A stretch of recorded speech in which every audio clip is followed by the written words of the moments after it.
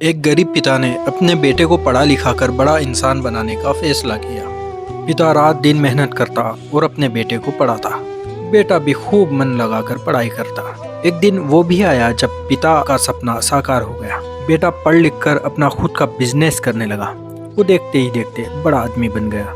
एक दिन पिता अपने बेटे के ऑफिस पहुंचा।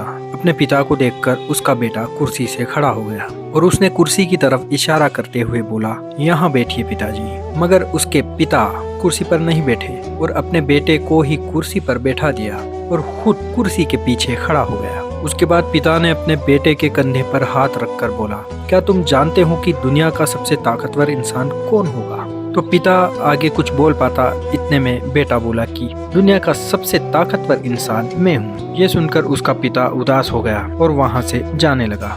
लेकिन पिता ने दरवाजे से निकलते वक्त एक बार फिर अपने बेटे से पूछा कि क्या तुम्हें सचमुच ये लगता है कि दुनिया में सबसे ताकतवर इंसान तुम ही हो?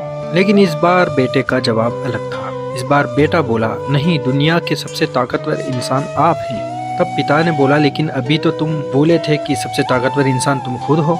तब फिर बेटा बोला कि हाँ, उस वक्त मैंने इसलिए कहा था क्योंकि दुनिया के सबसे ताकतवर इंसान का हाथ मेरे कंधे पर था। तो हुआ ना, मैं सबसे ताकतवर इंसान उस वक्त। बस इतना सुनना था कि पिता की आंखों से आंसू निकल पड़े और उसने अपने बेटे को गले लगा लिया। दोस्तों, इस कहानी से हमें ये सबक मिलता है कि हमें हमेशा माँ बाप की इज्जत करनी चाहिए। माँ बाप के अनुभव का हमेशा फ़ायदा उठाना चाहिए और माँ बाप से मिले प्यार को कभी नहीं भूलना चाहिए और माँ बाप का कभी दिल नहीं दुखाना चाहिए, क्योंकि माँ बाप का साथ है तो ज़िंदगी की हर बड़ी से बड़ी मुश्किल आसान हो जाती है।